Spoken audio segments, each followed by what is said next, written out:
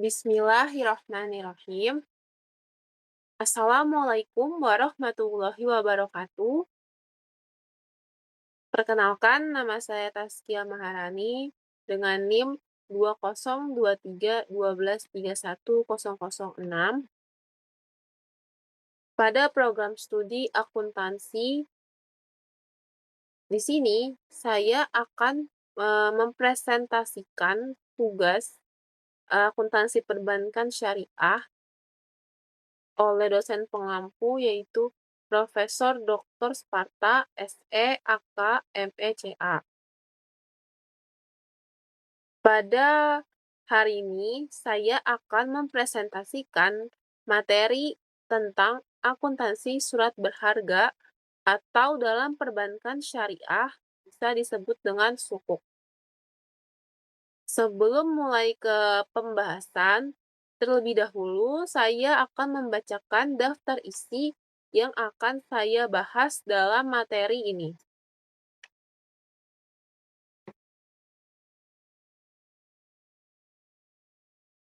Daftar isinya yaitu yang pertama ada definisi sukuk, yang kedua dasar hukum sukuk, ketiga ada prinsip dasar sukuk, keempat ada karakteristik sukuk, kelima proses penerbitan sukuk, dan yang keenam yaitu contoh soal atau kasus seperti itu.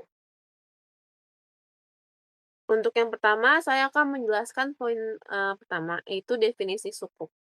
Nah, sukuk itu adalah surat berharga dalam prinsip syariah yang dikeluarkan oleh emiten kepada pemegangnya sebagai bukti kepemilikan atau underlying asset. Emiten ini wajib membayar pendapatan kepada pemegang sukuk berupa bagi hasil atau margin atau fee, serta membayar dana obligasi pada saat jatuh tempo. Nah,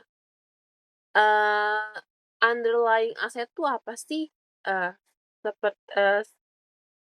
Yang saya mention tadi di awal, yaitu underlying asset itu adalah eee, berupa ada 5, yaitu ada aset berwujud tertentu, ada manfaat atau jasa atau aset berwujud tertentu baik yang sudah terpakai maupun yang akan datang.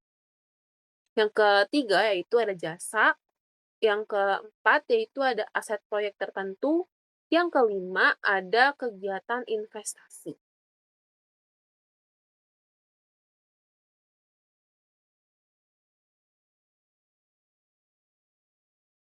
Nah, di sini ada dasar hukum sukuk, ini poin kedua, yaitu dasar hukum yang melandasi, adanya sukuk itu ada 2, yang pertama yaitu dari firman Allah Subhanahu wa taala, ini pada Quran surat Al-Maidah ayat 1, yang artinya itu, "Hai orang-orang beriman, penuhilah akad-akad itu." Dan yang kedua yaitu ada Quran surat Al-Isra ayat 3-4 yang artinya, "Dan penuhilah janji, sesungguhnya janji itu pasti diminta pertanggungjawabannya." Nah, eee, selain itu ada juga kaidah fikih. Di sini yaitu, semua bentuk muamalah boleh dilakukan kecuali ada dalil yang mengharamkannya. Yang ketiga yaitu kesulitan dapat menarik kemudahan. Yang ketiga yaitu sesuatu yang berlaku sesuai adat adalah sesuatu yang berlaku berdasarkan syara atau tidak bertentangan dengan syariah.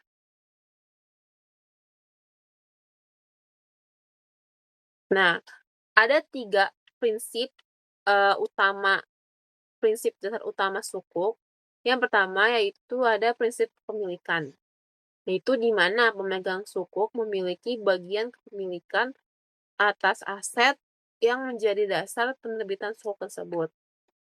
Yang kedua ada prinsip bebas riba, ini di mana pendapatan yang diterima oleh pemegang sukuk berasal dari bagi hasil atau margin.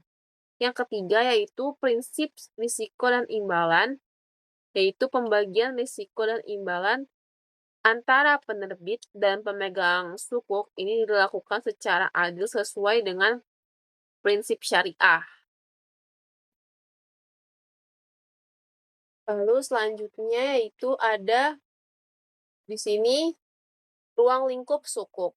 Nah, sukuk itu diatur dalam PSAK nomor 110, yaitu diterapkannya bagi entitas yang melakukan transaksi sukuk ijarah dan mudharabah.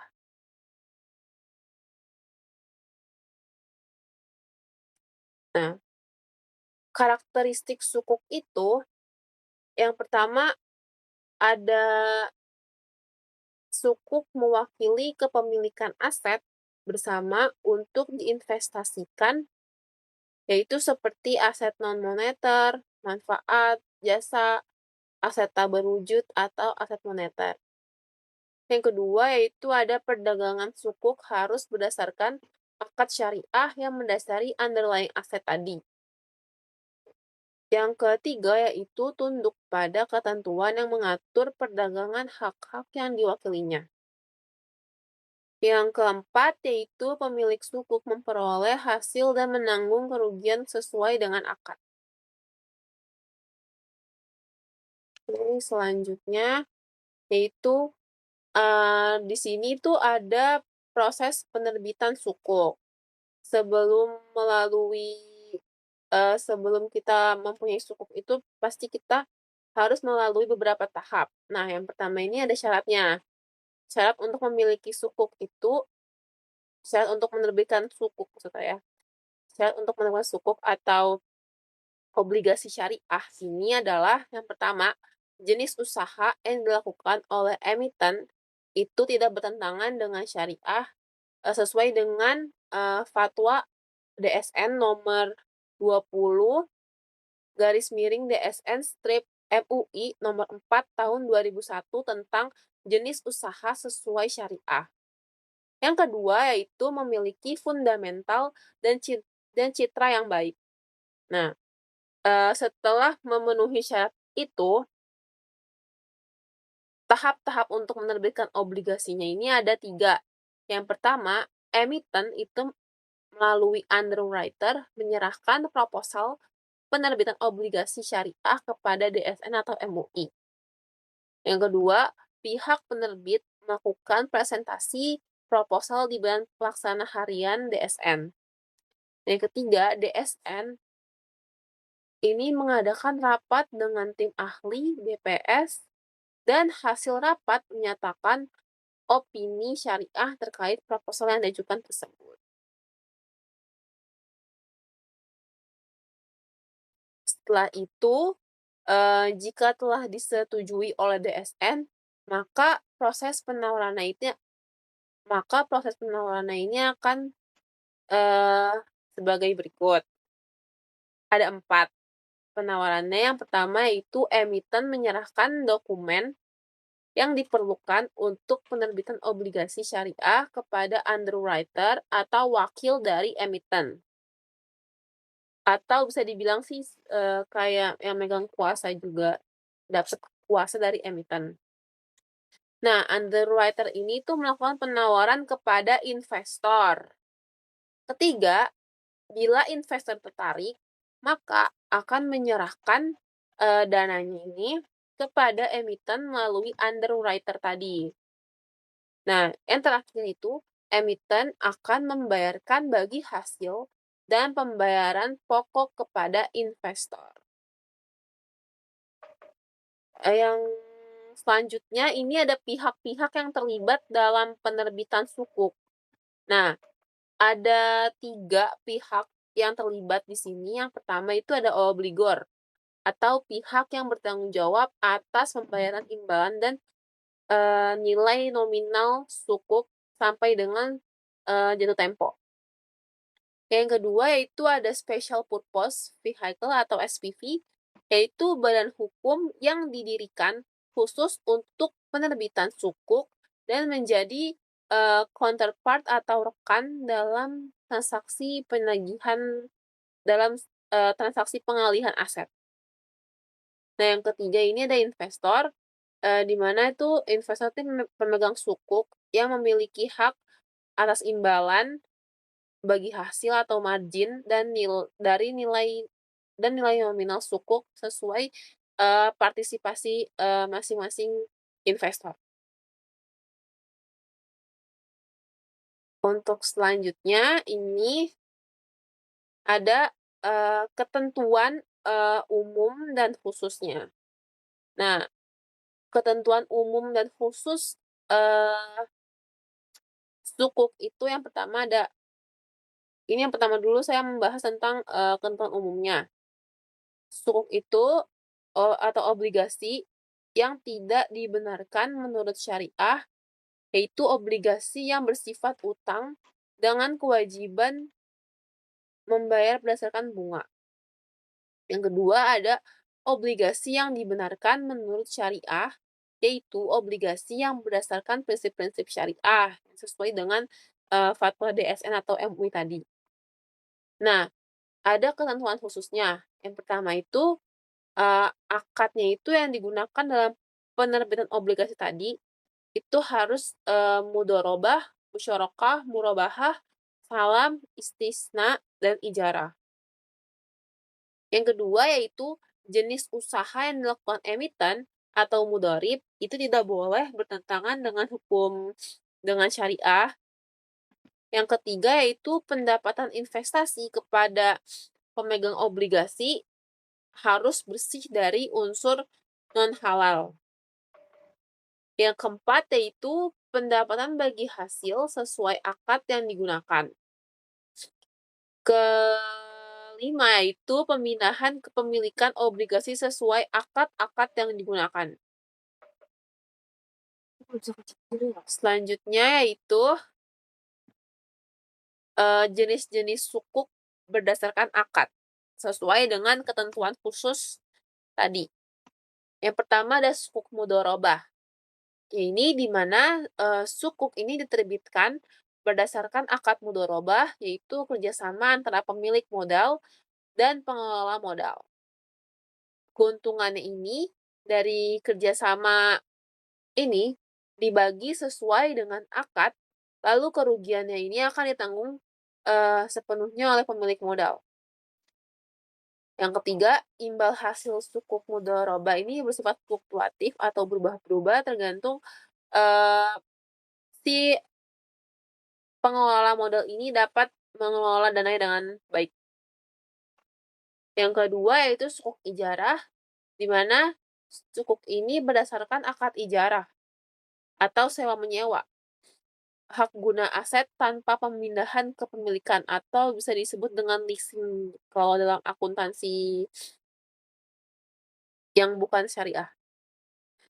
Yang kedua yaitu investor mendapatkan imbal hasil sewa yang telah disepakati di awal akad, yaitu bersifat tetap atau fixed return.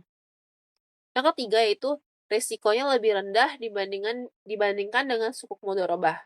Karena tadi, eee, kalau sukuk ijarah ini kan bersifat tetap, jadi dia nominalnya akan selalu mengikuti, di tahun-tahun sebelumnya. Sedangkan sukuk mudharabah ini, akan mengikuti, sesuai dengan pendapatan dari pengelola modal tersebut. Selanjutnya ada sukuk musyarakah, yaitu di mana, perjanjian, kerjasama antara 2 atau lebih pihak untuk menggabungkan modal dalam usaha untuk menggabungkan modal dalam satu usaha. Nah, pemegang sukuk atau investor ini harus, menjadi bagian dari pemilik usaha dan, berbagi keuntungan serta risiko juga. Kan kalau, mudharabah tadi kan itu yang menanggung risiko itu sepenuhnya itu pemilik modal, tapi kalau di musyarakah ini, investor maupun pemilik usaha ini juga berbagi resiko. Jadi ditanggung, dibagi 2 risikonya, kalau jadi resiko itu dipertanggungjawabkan oleh kedua belah pihak. Sedangkan kalau mudharabah ini satu pihak doang, itu pemilik modal. Nah, sukuk musyarakah ini juga mewakili hak kepemilikan sebagai aset, bukan hutang. Selanjutnya itu ada sukuk istisna. Sukuk istisna ini berdasarkan akad jual beli. Ini di mana penjual atau syani memperoleh suatu objek sesuai spesifikasi yang disepakati pemesan atau mustasni. Nah, objek akad istisna ini atau masnu itu adalah barang yang diproduksi oleh penjual harus memiliki deskripsi, spesifikasi, teknis, jumlah dan kualitas dan hal lain yang relevan.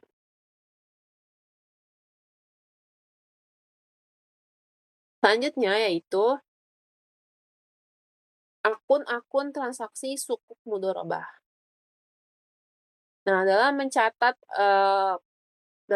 memproses jurnal untuk mencatat transaksi sukuk mudharabah, ini ada 3 akun yang harus ada dalam akad sukuk mudharabah.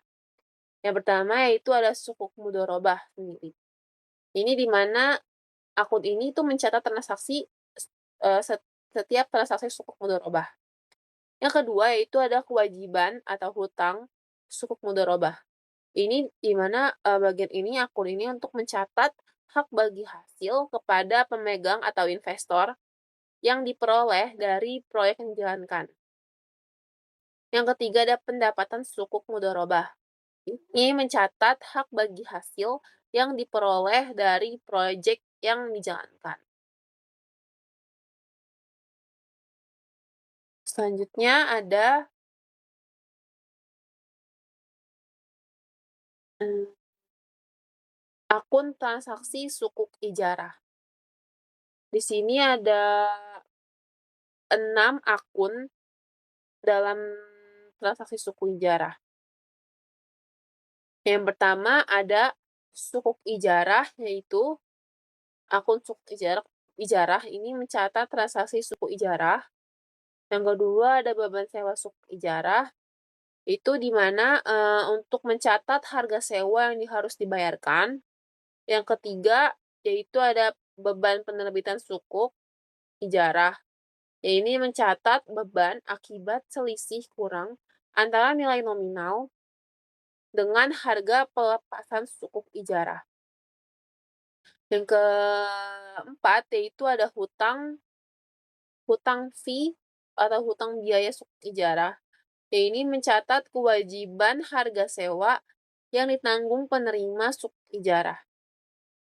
Yang kelima, yaitu ada diskonto sukuk ijarah, yaitu di mana untuk mencatat selisih kurang antara nilai nominal dengan nilai pelepasan sukuk ijarah. Yang keenam, ini yaitu, premi sukuk ijarah, ini di mana untuk mencatat selisih lebih antara nilai nominal dengan nilai pelepasan sukuk ijarah.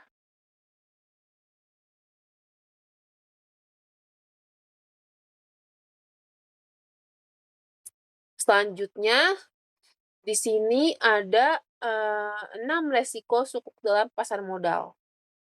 Nah, di sini ada yang pertama adalah risiko kesesuaian syariah, risiko pasar, risiko kredit, risiko aset, risiko negara, dan risiko counterparty. Di sini saya akan menjelaskan satu persatu risiko suku dalam pasar modal. Oke, di sini ada diagram risiko sukuk dalam pasar modal. Jadi di sini saya akan menjelaskan yang pertama yaitu risiko pasar. Yaitu, risiko pasar ini secara sistematis itu disebabkan oleh pergerakan harga pasar secara menyeluruh. Nah, risiko pasar ini disebabkan oleh beberapa faktor yang menjadi penyebab utamanya, yaitu risiko nilai tukar asing, risiko kadar faedah, dan risiko likuiditas. Risiko nilai tukar asing yaitu di mana, konsekuensi sehubungan dengan pergerakan atau fluktuasi nilai tukar terhadap, laba rugi bank. Meskipun sukuk tidak berpengaruh terhadap kurs, tetapi secara langsung ada syarat yang tidak boleh, eee syarat yang tidak boleh ada transaksi yang bersifat, spekulasi atau, seperti forward, margin margin trading, option, atau swap. Tetapi transaksi sukuk ini tetap tidak akan bisa terlepas dari valuta asing. Dalam sukuk, transaksi, yang diperbolehkan adalah untuk kebutuhan transaksi dan berjaga-jaga atau simpanan. Dan transaksi juga harus, dilakukan tunai atau spot. Tunai itu seperti pembayaran cek, pemindah bukuan, transfer, dan sarana pembayaran tunai lainnya.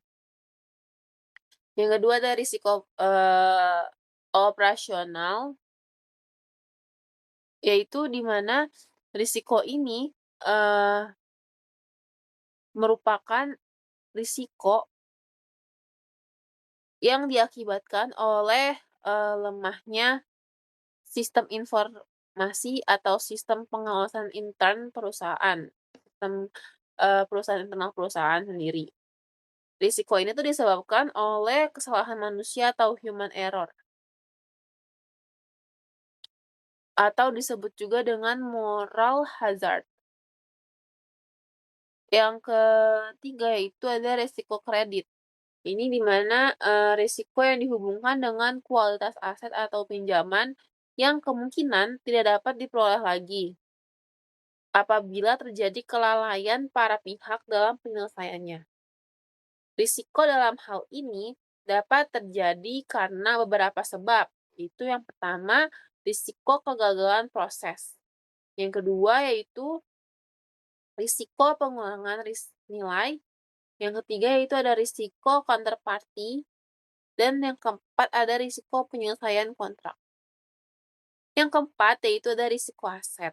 Ini di mana risiko aset dapat dilihat dari, benda aset atau benda berwujud,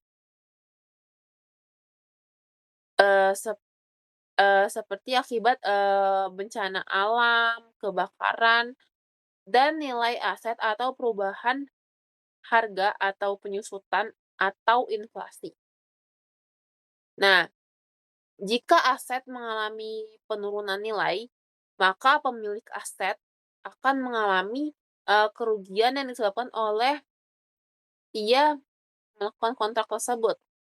Risiko lainnya itu dapat terjadi ketika aset yang telah dijadikan jaminan, ini tidak dapat dijual lagi atau disewakan atau dijadikan sebagai jaminan dalam kontrak lain, sekalipun dalam pengawasan pihak SPV atau pihak yang tadi bertanggung jawab terhadap, sukuk berdasarkan hukum.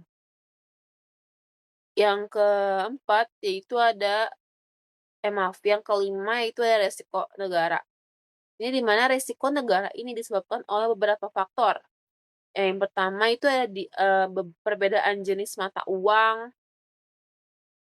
perbedaan undang-undang bea cukai, perbedaan hak kepemilikan bagi penduduk asing, perbedaan penggunaan standar hukum syariah di setiap negara, itu pasti berbeda-beda, dan perbedaan aturan regulasi serta aturan mengenai financial reporting.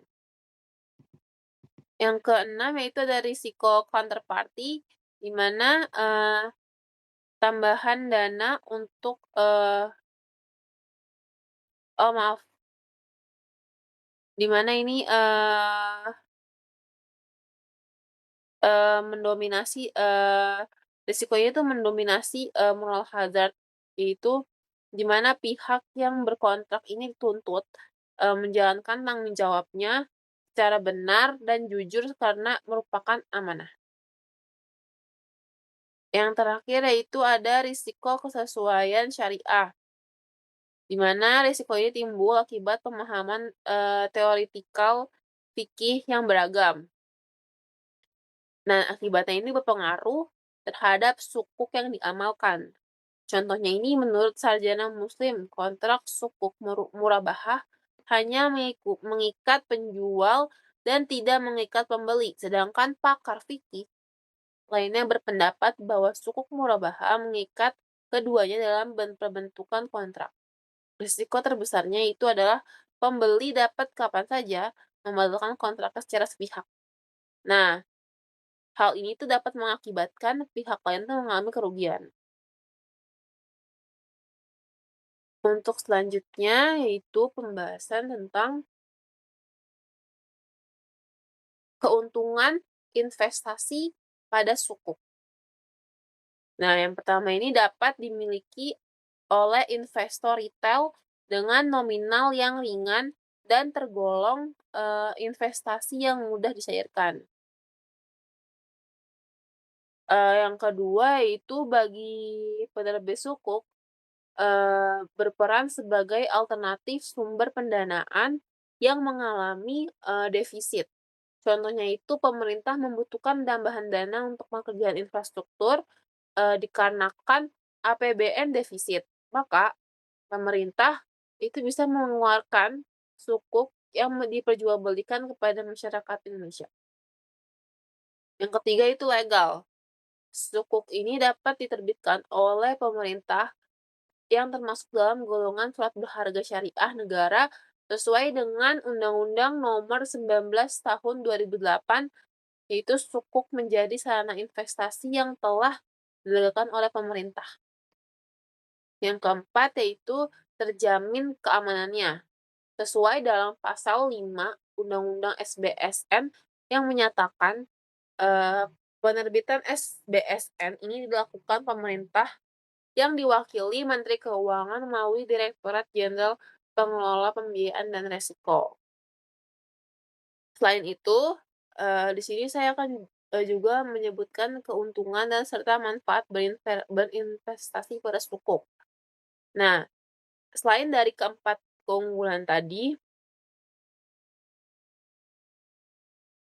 ada juga, eee, manfaat,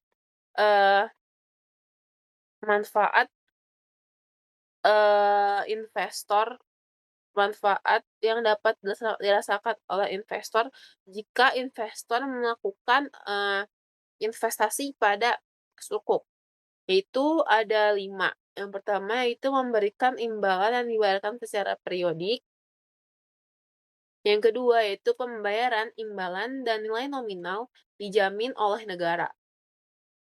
Yang ketiga yaitu dapat diperjualbelikan di pasar sekunder pada harga pasar. Yang keempat, yaitu terdapat potensi capital gain bagi sukuk holders. Yang kelima, yaitu instrumen investasi sesuai dengan prinsip syariah. Next-nya yaitu ada contoh soal sukuk. Jadi kita sini akan masuk ke pembahasan, contoh kasus. Di sini kita akan masuk, ke poin ke-6 yaitu di mana maaf,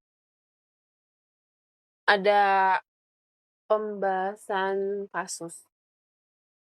Yang pertama ini contoh soal yang pertama, yaitu ada pada tanggal 1 Januari tahun 2020, bank membeli sukuk ijarah seharga 105 miliar dalam kurung nominal 100 miliar, jangka waktu 5 tahun dengan kupon 10% per tahun, serta biaya transaksi dan pembelian tersebut sebesar 1 miliar. Di tahun 2020 saldo awalnya atau amortisasinya itu sebesar 106, kuponnya sebesar 10%, amortisasi premium dan biayanya itu 1,2, pendapatannya ini, di itu diperoleh dari kupon dikurang dengan amortisasi. Jadi 10 dikurang 1,2 sama dengan 8,8, saldo akhirnya itu 104,8. Ini dapat, dari 100 eee, untuk, saldo akhirnya ini 104,8 ini dapat dari 106, saldo awal dikurang dengan amortisasi premium sebesar 1,2. Jadi 104,8. Nilai wajarnya ini 103 dan selisih antara kolom F dengan kolom E itu 1,8. Antara nilai wajar dengan saldo akhirnya, itu minus. Di tahun 2021, ini saldo awalnya itu 104,8 dengan kupon 10 sama amortisasi premiumnya juga sama 1,2, lalu pendapatannya 8,8. Nah, ini nilai tetap pendapatannya ini nilai tetap sampai di tahun 2024. Lalu ada saldo akhirnya itu sebesar 103,6. Ini didapat dari, eee, 104,8 dikurang 1,2 menjadi 103,6, dengan nilai wajar 101 dan selisih antara nilai wajar dan saldo akhir yaitu sebesar minus, 2,6. Selanjutnya tahun 2022 yaitu saldo awalnya 103,6, ini nilai saldo awal tahun 2022 ini dapat dari, nilai saldo akhir yang ada di tahun 2021. Jadi saldo awal 2022 ini adalah saldo, nilai saldo akhir di tahun 2021. Tahun 2022 ini saldo awalnya itu 103,6 dengan kupon yaitu 10%, lalu amortisasinya ini 1,2, nilainya tetap. Pendapatannya ini 8,8 didapat dari, saldo awal dikurang dengan amortisasi 1,2 menjadi 102,4 untuk nilai saldo akhirnya, dan nilai wajarnya menjadi 103,0. Selisih antara nilai wajar dengan saldo akhir tahun 2022 ini sebesar, 0,6 positif nilainya. Selanjutnya tahun 2023 yaitu,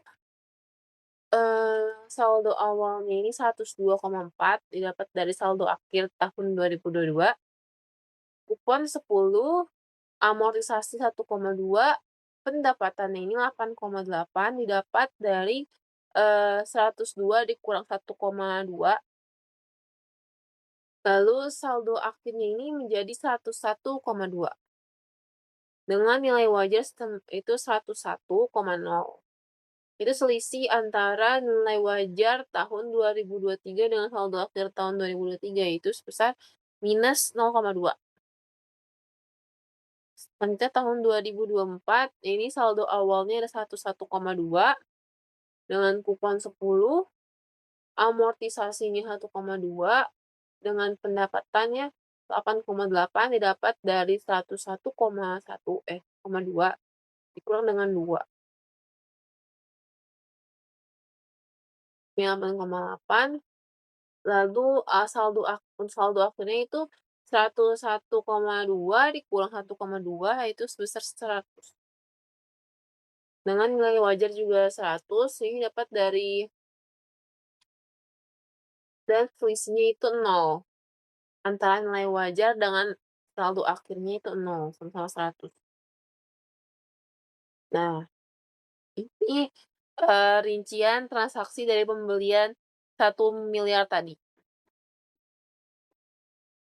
Nah, cara menjawabnya ini ada 2 jurnal. Yang pertama di sini kita akan menjurnal, biaya perolehan.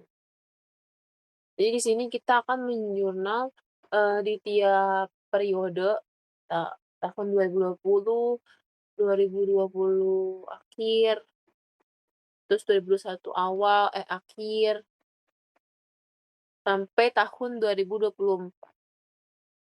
Nah, untuk, jurnal di tahun 2020 di tanggal 1 Januari, yaitu debitnya, sukuk BP nominal dengan, nominal 100, debitnya lagi sukuk BP, premium dan biaya itu sebesar 6. Ini 100 itu didapat dari bentar, dari nilai nominal tadi yang dari soal 100M dan sukuk BP, biaya premium dan biaya ini sebesar 6. Pada kas sebesar 106, berkurang kasnya dikredit. Ini mengikuti nominal saldo awalnya di tahun 2020 sebesar 106.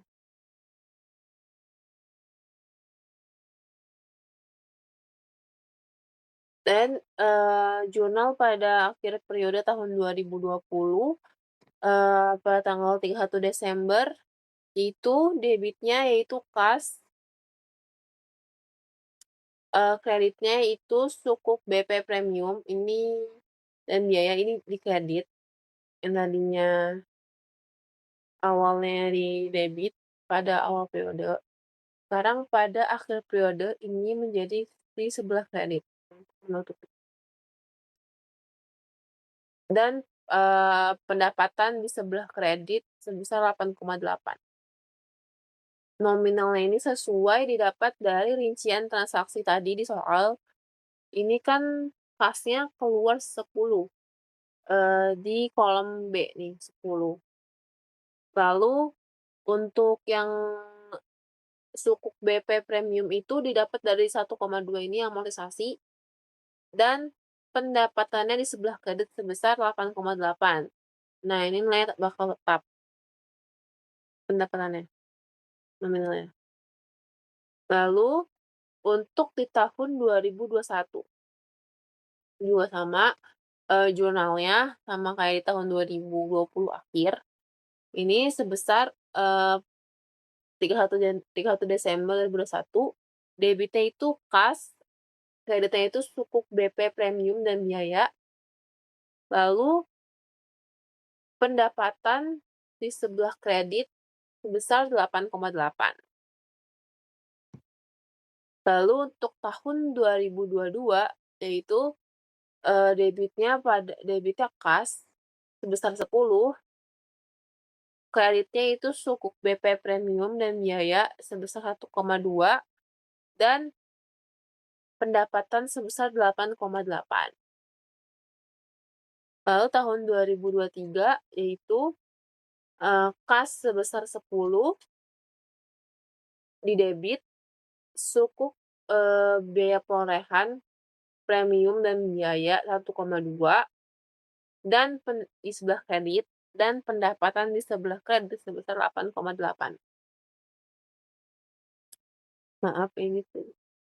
Lalu tahun 2024 yang terakhir ini, penjurnalannya itu kas, debit pada sukuk biaya perolehan, premium dan biaya 1,2, dan sukuk BP nominal sebesar 100 sesuai yang ada di, rincian transaksi tadi, paling akhir tadi itu yang nilai, eee, selisih antara nilai wajib dan nilai perolehan, itu kan 100. Jadi untuk, nilai nominal sukuk biaya perolehan, maka nominal dari, eee, nilai tersebut.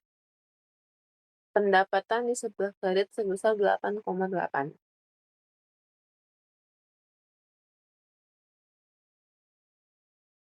Nah, sekarang ini untuk penjurnalan nilai wajar komprehensif. Di tahun 2020, yaitu 1 Januari 2020, debitnya ini sukuk NWPKL nominal sebesar 100, lalu sukuk NWPKL premium dan biaya sebesar 6, pada kas sebesar 106. Lalu di tanggal 31 Desember 2020, debitnya ini kas sebesar 10, kreditnya itu sukuk NWPKL atau nilai wajar, eee, konferensi premium dan biaya sebesar 1,2 dan pendapatan di sebelah kredit sebesar 8,8. Lalu, beban konferensi lain sebesar 1,8 di debit dan sukuk NWPKL atau nilai wajar sebesar 1,8 di sebelah kredit. Di tahun 2021, yaitu debitnya, kas sebesar 10, sukuk NWPKL, premium dan biaya sebesar 1,2, dan pendapatan di sebelah kredit sebesar 8,8. Lalu debitnya ada beban konferensi lain sebesar 0,8 dan kreditnya itu sukuk NWPKL atau nilai wajar sebesar 0,8. Selanjutnya ada, di tahun 2022, yaitu 31 Desember 2022, kas sebesar 10, kreditnya itu sukuk NWPKL, premium dan biaya ini, penjurnalan akun-akun di tiap periode tetap sama akunnya, beda nominalnya aja sesuai yang ada di soal. Jadi di tahun 2022 ini ada sukuk NWPKL ini sudah kredit sebesar 1,2, itu ada terus kemudian ada pendapatan sebesar 8,8, terus di debitnya itu ada sukuk NWPKL nilai wajar sebesar 3,2 dan kreditnya itu sebuah penghasilan konferensi lainnya sebesar 3,2.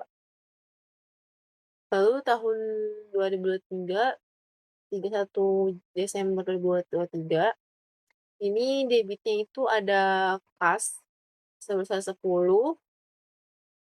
kreditnya itu sukuk NWPKL, premium dan biaya sebesar 1,2, kreditnya itu ada pendapatan sebesar 8,8 dan, debitnya itu beban konferensi lain sebesar 0,8 dan kreditnya itu sukuk NWPKL nilai wajar sebesar 0,8. Lalu di tahun 2024, nah di sini itu mulai, ada lagi akun tambahan, yaitu jadi debitnya itu ada sukuk NWPKL nilai wajar sebesar 0,2, terus penghasilan konferensi lainnya ini 0,2 di sebelah kredit, kasnya ini sebesar 10 di debit, dan kreditnya itu sukuk NWPKL, premium dan biaya sebesar 1,2 dan pendapatan sebesar 8,8 di sebelah kredit. Lalu di sini ada sebesar kasnya bertambah di debit sebesar 100 dan sukuk NWPKL ini, berkurang sebesar 100 karena sudah mendapatkan, mmm, sukuk dari bagi hasil tadi, 100. Selanjutnya ada, jurnal nilai wajar laba rugi. Jadi untuk menjawab soal yang pertama tadi itu ada 3 penjurnalan. Itu ada yang pertama jurnal biaya perolehan, yang kedua ada jurnal nilai wajar, komprehensif, dan yang ketiga ini adalah jurnal nilai wajar laba rugi. Nah, untuk yang laba rugi ini, penjurnalan di tanggal 1 Januari 2020, yaitu debitnya itu sukuk NWLR atau sukuk nilai wajar laba rugi sebesar 105 dan beban sebesar 1 pada kas di sebelah kredit sebesar 106. Lalu untuk di tanggal 31 Desember tahun 2020, ini debitnya itu ada kas sebesar 10 pada pendapatan di kredit sebesar 10, lalu ada kerugian sebesar 2 pada sukuk NWLR yaitu sebesar 2.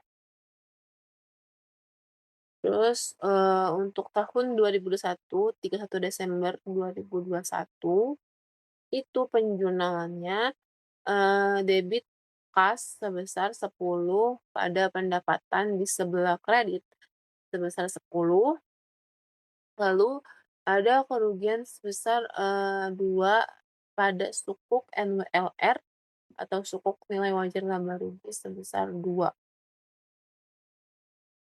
Terus next-nya ada di tahun 2022, 31 Desember 2022, debitnya ini kas, sebesar 10 pada pendapatan sebesar 10,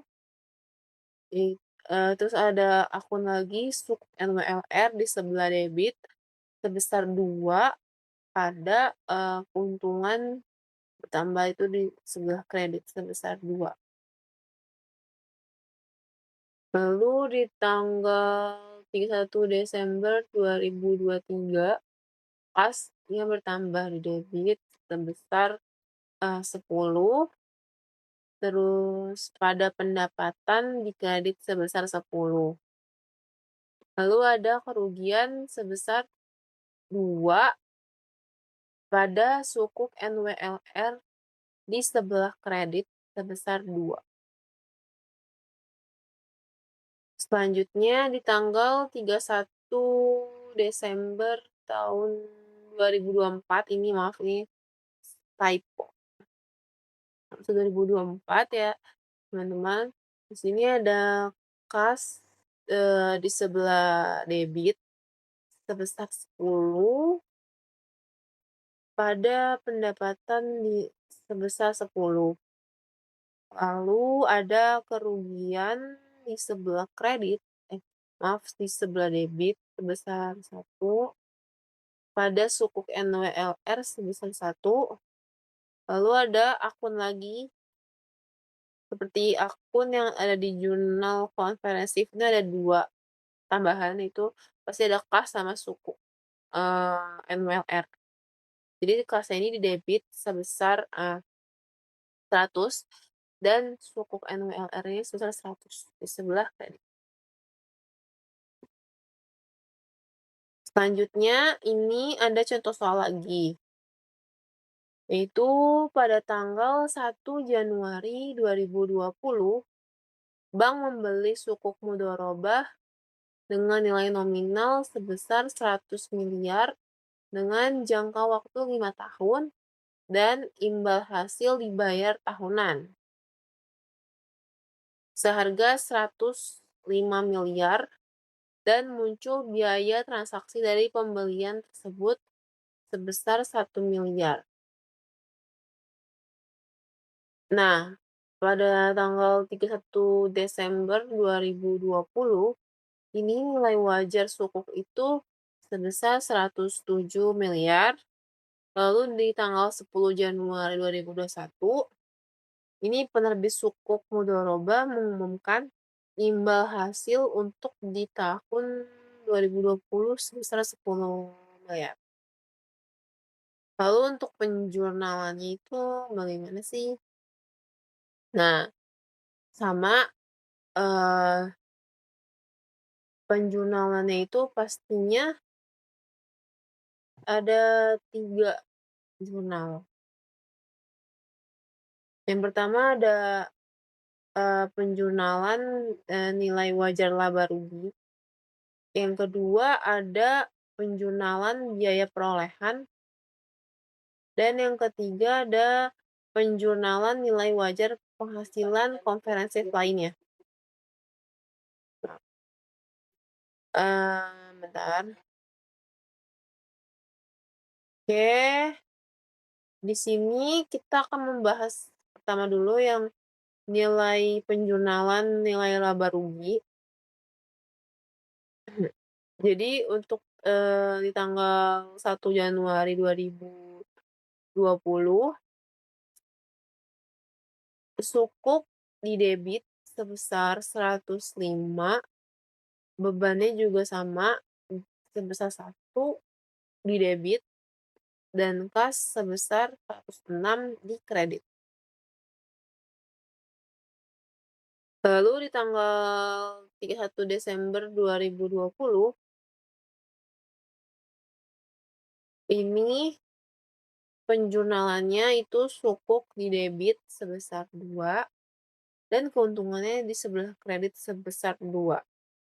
Lalu ada piutang ini sebesar 10 dengan pada imbal hasil di sebelah kredit sebesar 10.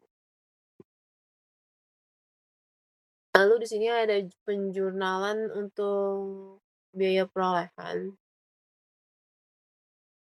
Yang pertama, itu di debit di tanggal 1 Januari 2020 tadi. Debitnya ini sukuk nilai nominal sebesar 100 pada debitnya masih juga sama, ada sukuk premium dan biaya sebesar 6 pada kas sebesar 106 di sebelah kredit. Lalu di 31 Desember 2020 untuk jurnal biaya perolehan, debitnya ini ada imbal hasil sebesar 1,2, lalu pada sukuk premium dan biaya sebesar 1,2. Debitnya lagi ada piutang sebesar 10 pada, imbal hasil sebesar 10. Yang ketiga ada nilai wajar penghasilan komprehensif lainnya. Debitnya ini sukuk nominal sebesar 100 pada sukuk premium dan biaya, sebesar 6 di debit pada akun kas sebesar 106 di kredit. Lalu untuk, tahun 2020 tanggal 31 penjurnalan di nilai wajar penghasilan komprehensif lainnya, ini ada debit, imbal hasil sebesar 1,2 pada sukuk premium dan biaya sebesar 1,2, lalu di debitnya lagi ada sukuk sebesar, 3,2 di debit dan di kreditnya ada penghasilan komprehensif lainnya sebesar 3,2, lalu ada piutang juga sebesar 10 di debit dan imbal hasil di kredit sebesar 10. Next-nya,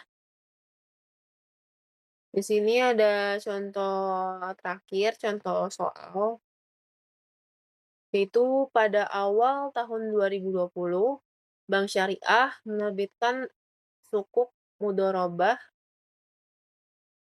dengan nominal sebesar 1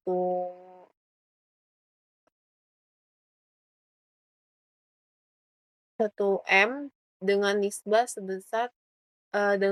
bagi hasil penerbit dan investor itu dengan perbandingan 60% banding 40%. Jadi, penerbit 60%, lalu investor 40%. Nah, kupon dibayarkan pada setiap tanggal 31 Desember. Jatuh tempo sukuknya itu 31 Desember 2021, biaya penerbitan sukuknya adalah 10 M, 2 miliar, terus ada hasil usaha selama tahun 2020 dan 2021 adalah 200 miliar dan 250 miliar. Nah, untuk menjawab soal tersebut, di sini kita akan melakukan, penjurnalan terlebih dahulu. Jadi di sini mmm, di sini di tanggal 1 Januari tahun 2020, kas di debit sebesar 1 M pada dana syirka temporer atau sukuk mudharabah sebesar 1 M. Lalu di debitnya ada biaya penerbitan sukuk yang ditangguhkan sebesar 10 pada kas sebesar 10. Lalu di tanggal 31 Desember 2020, penjurnalannya itu kas didebit sebesar 200 pada pendapatan sebesar 120 di sebelah kredit dan liabilitas atau, kewajiban kepada pemegang sukuk sebesar 80.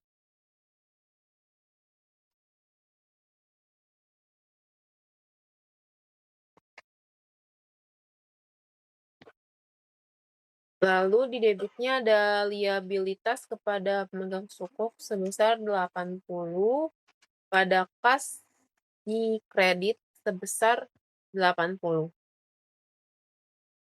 Sini di debitnya ada beban penerbitan sukuk, yaitu sebesar 5 dan di kreditnya sebesar biaya penerbitan sukuk yang ditangguhkan, sebesar 5.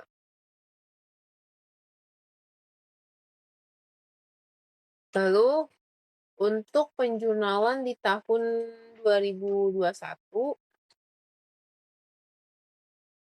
kasnya didebit sebesar 250 pada pendapatan sebesar 150 dan liabilitas kepada pemegang sukuk ini sebesar 100, ini selisih dari, kas dikurangin pendapatan. Kan kasnya 250, pendapatannya 150. Jadi liabilitas kepada pemegang saham, pemegang sukuk atau pemegang atau investor ini sebesar 100. Lalu di debitnya ada juga akun liabilitas kepada pemegang sukuk sebesar 100 pada kas di kredit sebesar 100. Lalu ada akun beban penerbitan sukuk di sebelah debit sebesar 5 dan pada biaya penerbitan sukuk yang ditangguhkan sebesar 5. Lalu ada, di sebelah debit ada dana syirkah temporer atau sukuk mudharabah sebesar 1.000 atau sebesar 1 M, lalu ada pada kas sebesar 1 M. Oke, sekian dari, pembahasan soal tadi, soal kasus soal 3 kasus tadi. Jadi sebelum untuk menutup presentasi pada hari ini, kesimpulan dari presentasi ini yaitu, eee, kesimpulan dari, presentasi akuntansi surat berharga atau sukuk, ini merupakan instrumen keuangan syariah yang merepresentasikan kepemilikan atas suatu aset atau proyek dengan mendasari underlying aset. Dalam akuntansi, perlakuan terhadap sukuk harus sesuai dengan prinsip syariah dan standar akuntansi keuangan syariah yang berlaku seperti PSAK 110 dan PSAK 111 di Indonesia. Secara umum, pengakuan awal sukuk ini diakui sebagai aset keuangan, pada saat entitas memperoleh hak atas manfaat ekonomi masa depan dari sukuk tersebut. Nilainya diukur berdasarkan biaya perolehan atau nilai wajar saat transaksi. Lalu pengukurannya, tergantung pada klasifikasinya, seperti, jatuh temponya, terus tersedia untuk dijual atau dimiliki untuk diperdagangkan. Dalam praktik syariahnya ini, umumnya dicatat, dengan pendekatan amortisasi atau nilai wajar. Terus untuk pendapatan sukuk ini diakui sesuai dengan akad, yang mendasari, seperti, akad ijarah, mudharabah, musyarakah, atau, istisna. Pendapatan ini, bukan pendapatan dari bunga, melainkan, dari bagi hasil, keuntungan lalu sewa, dan imbal hasil lainnya sesuai dengan syariah. Oke, untuk informasi mengenai jenis sukuk, akad yang mendasari risiko dan estimasi pendapatan harus diungkap secara transparan dalam laporan keuangan. Nah, perlakuan akuntansi ini bagi penerbit dan pemegang sukuk yaitu penerbit atau issuer itu mencatat dana yang diperoleh sebagai kewajiban atau ekuitas tergantung pada akad. Lalu yang kedua ada investor atau pemegang sukuk, di mana ini, investor itu mencatat sukuk sebagai aset keuangan yang menghasilkan pendapatan secara berkala. Jadi, akuntansi sukuk ini menekankan prinsip keadilan, transparansi, dan kesesuaian dengan syariah dan tetap mengacu pada standar akuntansi keuangan yang berlaku di Indonesia yang dapat, memberikan informasi yang relevan dan andal bagi para pemangku kepentingan, itu investor dan masyarakat Indonesia. Sekian presentasi dari saya pada hari ini, kurang lebihnya mohon maaf. Wassalamualaikum warahmatullahi wabarakatuh.